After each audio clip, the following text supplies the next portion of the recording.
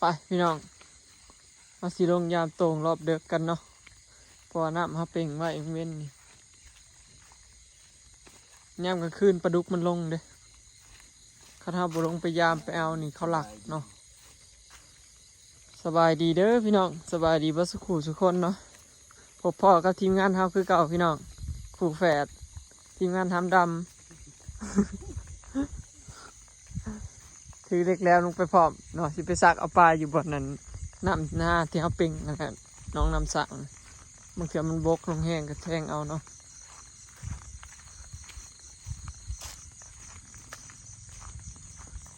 มีเงินก็ไปนำอีกพี่น้อง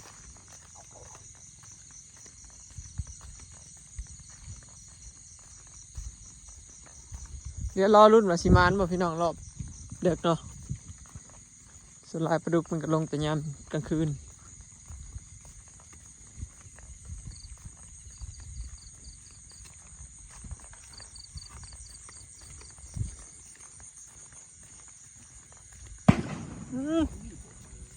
จูดปังกระโพกปันจุดอยากแล่นเนาะโพดโพดเลยเนี่ยเว้ยหอดยำของพรรษาแล้วปังกระโพกตุ่มต่ำ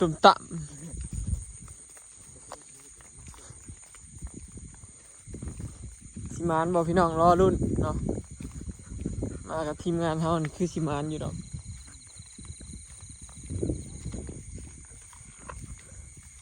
เสียงปลาเต็ม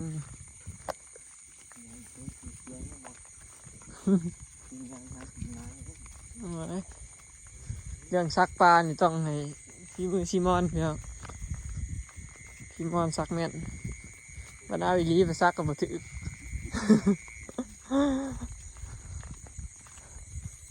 ไปรุ่นน้ำกันพี่น้องพอกันอยู่ตรงเนาะ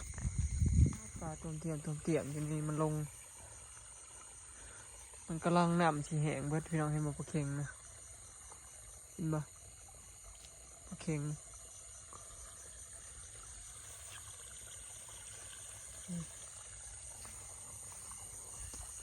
ว้าตัวปลาคอต้มเตียมเลยทำไมนานมืออื่นเนี่ยมางมปลาเล่นมืออื่นได้มางมในแถวนี้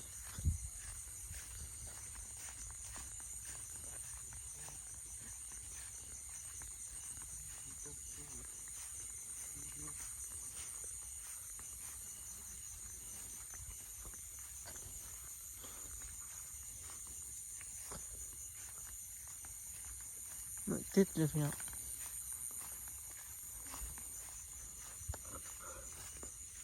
ถ้าใครเทิงพนมมือเราวัดเราเป็นเนาะ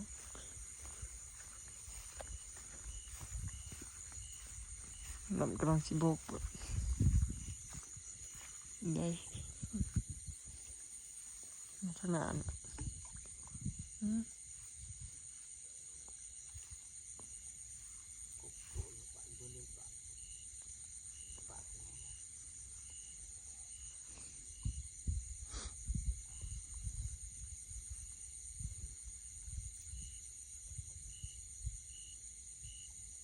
ดุดน้ำซีมอนกบโดดน้ำเนาะ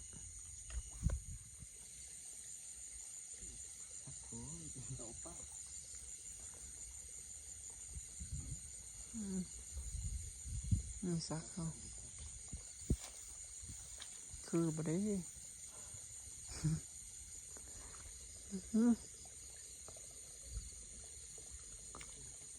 คือบ่ได้ป้าเสียงปลาเตียมทางล่างปลาดุกบ่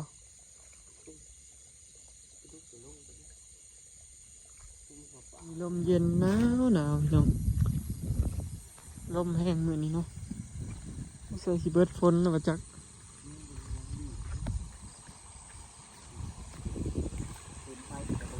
ป้าถูปลาโดดต้วมด้วยมาข้าวใหญ่โดดต้วมด้วยป้าลงลายเตอะเลยเนาะปลาเค็งเนาะเค็งปลาคอ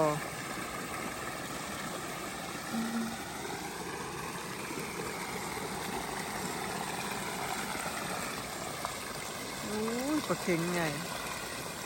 เดี๋ยวปลาเค็งตัวใหญ่นี่พี่น้อง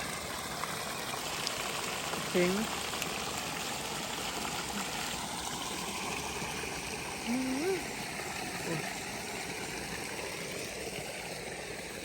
เค็งปลาคอหน่อย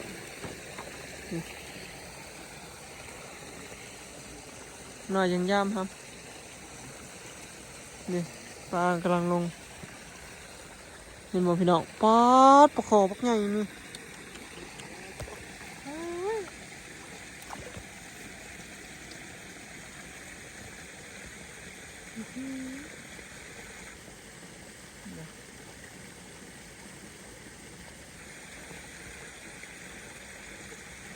คอใหญ่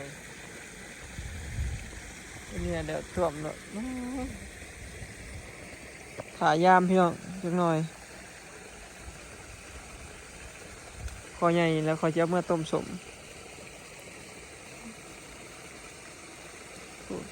ร้ายเติบเด้เนาะแต่ปลาดุกกับโบเห็นว่าเชียกเลือกจักหน่อยเนี่ย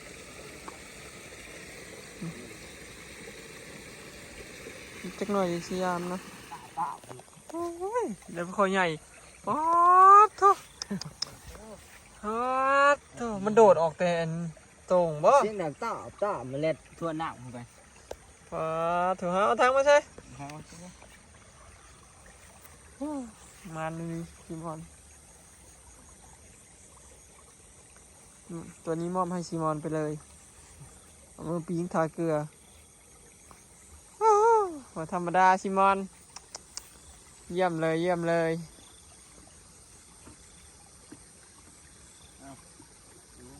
เยี่ยมมากเยี่ยมมากสมทีมงานหากินหมานั่นดี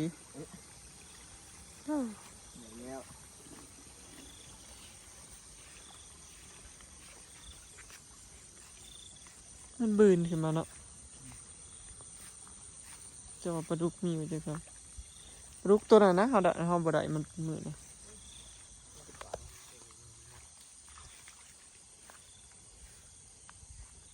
เห็นบ่มันปลาดุก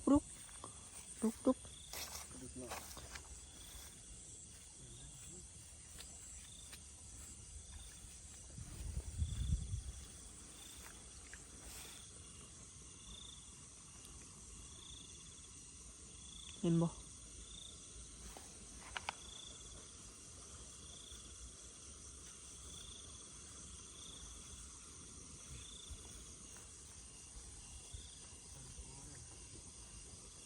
บ่เห็นมันมีแสดงว่าปลาขอตัวนั้นมันบืนขึ้นแล้วเนาะในรังตรงนะเขาเนี่ยมึงแหละเห็นไหมรุดสับโอ้ยตายแล้วซักปลาเขาบ่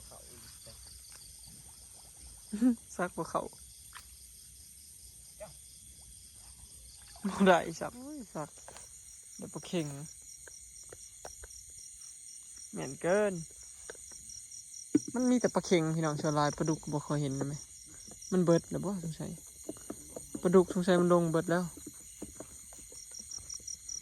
ตอนซิมอน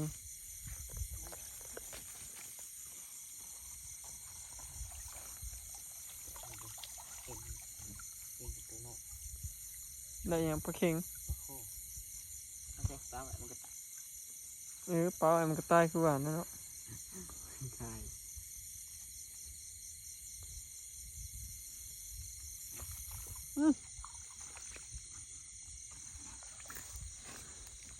มันคือลูกนะปากเลยปลาคอดอกนะ เงินเอ้ยมึงกับหูบ่ตอนหน่อยพี่นาเห็นยาวกว่านี้เด้อปามจังมงหันไหลคืน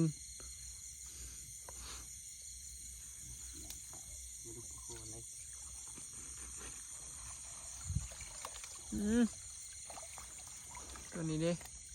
โอ้ปลาคอจับดู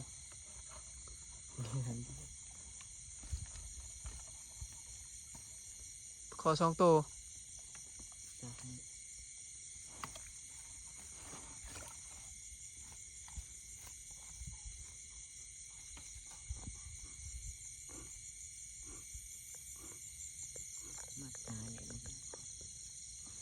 มีเพื่อนเป็นม้ามันก็ดีแหล้วนะบ้านเรา อืมเป็น อืม กินบริแห้ง อืมอืม สามโต สำของคีมอนพันชัยเลย เยอะ โอ้ยเดี๋ยวไปขอชีโตอยู่อันในตรงเพื่อนเอาสียามตรงกันพี่น้องรอบเด็กๆเนาะ ขึ้นมาขยาวก็ลงนะครับ รอรุ่นว่าสิมานได้หลายสำใดเนาะแต่ว่าเห็นปลาลงหลายหลายพี่น้อง เอาเลือดตักก็ที่ละเลือดเอาตักกี่ตักกี่เกียง บ่เอาขู่มาตากไว้ก็ได้เอาขู่ไปวางไว้ครับ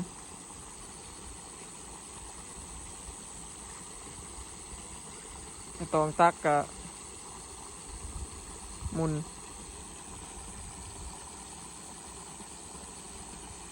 ตาสิได้อีกบ่ตองตักก็ได้ดีดปักลงใส่แขวหักสิเว้นอยู่แล้ว นี่นะ เอาขู่หนนะคือเก่าเขานะมาตักนั่น ไม่ถึงที่ โอ้ยตายแล้ว ทำอะไรเนี่ยพวกเธอทำอะไรผมทอนใส่คือเก้าพันเดียว บอกว่าทีมงานเฮานี่บ่มีเวียกเนาะมาหาอันเฮเลนอยู่นี่เอาเอา เนี่ยเนี่ยเนี่ย เด้เด้เด้ดึง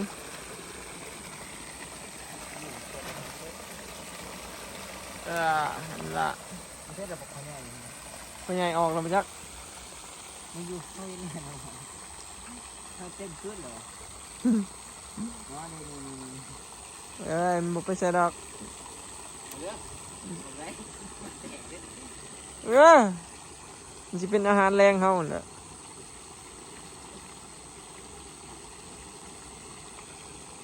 รอรุ่นท่านผู้ชม เดี๋ยวเอาหมูวุ้นด้วยมันมีเรื่อง เบิดบ่ เขาปีนสับว่าเนี่ยตัดไปจำไปเด้อย้ำมาย้ำมา ไปพี่มอนเห็ดเองพี่มอนเอาหมอหนึ่งเห็ดหมอหนึ่งเห็ดอีกแล้วบ่ได้ ให้มันถือต่างจี้จักนะ ตักกับบ่ถือขางก็ต้อง มันก็เป็นเป็นข้าว ให้น้องซ้อนอีกเลย อย่าครัวทำเดือดหรอกเอาวันนี้อีหลีแล้วบ่วันนี้จวดนี่ก็ลมเย็นๆหนาวๆบ้าน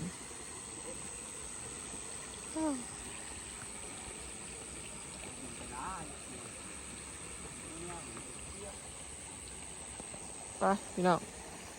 ไปเบิ่งน้ำกัน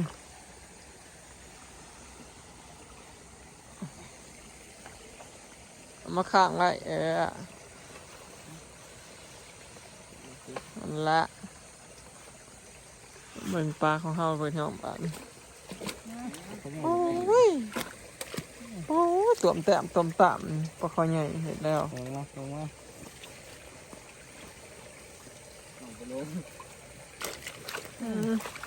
ครับก็ง่ายดิ กบก็ได้ ตกกับนี้ กบก็มีสั่นลงน้ำขังนะดึงแยงเอาโอ้ปลาคอใหญ่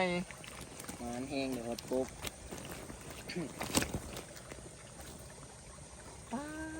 มือเนี่ยปลาคอตัวนี้เป็นเหลือง ยังอยู่ฝีกระมีขึ้นมาได้เนาะ นี่ปลาเค็งปลาคอเนาะสุดท้ายมันจะปลาเค็งกับปลาคอเนี่ยพี่น้อง กบขึ้นแล้วกินหอนมือแล้วเฮ้ย เอาตักเอา เดี๋ยว เอาไว้เสร็จ เอาเลย ตะก้อน โอ้คอใหญ่ ออกป้องกัน ปล่อยเลยมัน ก็เป็น จับให้ซิมอนตักกับพี่น้อง เฮ้ย หลายเติบเนาะบ่คิดว่าสิได้หลายปานนี้ได้กบเด้เอากบกดไปยัง ปุ๊บเนี่ยน้องมันไปเจ็บดงเอาไปยุบกับทางกระป๋ากันเลยว้าเดี๋ยวเราปกคนใหญ่ตกหนักเลย ย่านแต่ปลาคอใหญ่นะเฮีย ปลานี่ตกอยู่ในนี้คนใหญ่ตั้งมาใส่กระปุก เบิ่งสิปล่อยมันก่อน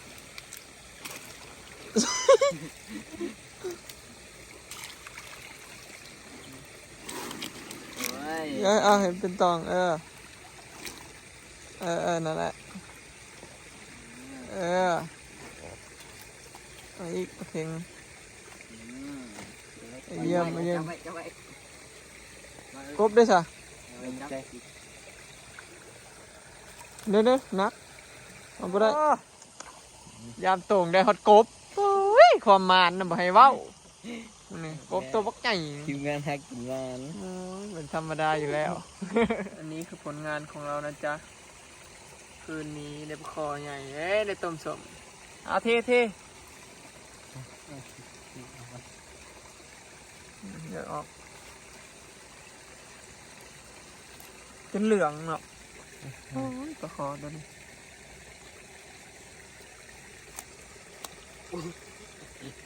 ครับ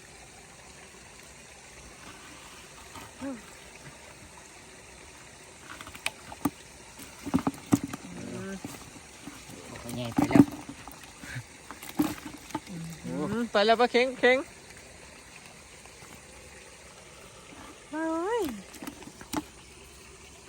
หมานคักพี่น้องกระสมมันเบิดยามปลาลงเลยเนาะแต่ว่ายังได้อีกปลาคออย่างนี้ก็ได้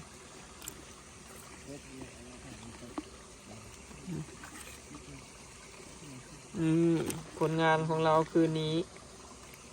อันนี้คือยามรอบเบิกพี่น้องเนาะได้ปลาคอใหญ่ตัวหนึ่งได้ปลาเค็ง2 4 6 8 10ตัวนี่นะพี่น้อง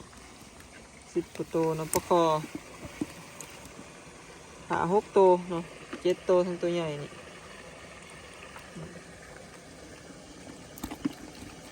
ออนซ่อนบ่พี่น้องได้ฮอดกบแม่ กบลงฮอดโตงเนาะคณะผมมายามรอบเด็กนี่บ่ได้พี่น้องมันออกว่าเขาใหญ่นี่เต้นออกเลยนะหรือบ่นั้นคนมาหลักยามเอาเนาะก็เลยลงมาตอนเด็กมื้ออื่นนี่บ่อยว่าน่าสิลงหลายกว่านี้พี่น้องเพราะว่ามื้อนี้ครับเป็นมื้อครับเป่งน้ำมื้อแรกเนาะส่วนหลายมันอยากไปลงช่วงอันน้ำใกล้อยากเบิดไปเนาะมันเริ่มไหลน้ำอยากเบิดมันก็บืนมาแล้วเนาะมื้ออื่นคือสิม่วนมื้ออื่นคือสิยามปลาม่วนเนาะปลาคาร์มนกับตัวบ้าใหญ่เลยมื้อนี้มีแต่ตัวใหญ่เนาะลงรอบหลังนี่มีแต่ปลาคาร์มนตัวใหญ่พี่เนาะมาแล้วพอได้กลุ่มปากกลุ่มท้องอยู่พี่น้องเนาะพอได้กินแรงไปขึ้นเมื่อบัดนี้พี่น้องเมื่อแล้วจ้าเลาะเมื่อเนาะยาปลาอะไรก็เอาไปได้ถามเขาเด็กดอกพี่น้องเพราะว่ามันบ่คือตอนนั้นปลาดุกลงเด้โอ้แม่นแท้เดี๋ยวนี้นะฮักก่อน ยางว่าเสียบจุบได้เลยเอาเอา นอนเล็ก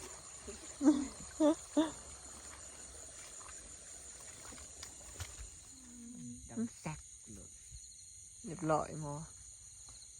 เป็นไงดิโอ้มาธรรมดายอดสุดยอด เป็นหูกูได้ซัก ทีมงานหากินมานเยี่ยมเยี่ยมถือว่ามานเนาะพี่น้องในเมื่อก่อนบัดนี้คลิปนี้ก็สิขอเก็บภาพบรรยากาศได้สำนีเด้อเนาะไปแล้วสบายดีทีมงานทำดำลาแล้ว เมื่อบัดนี้ถือว่ามานเนาะ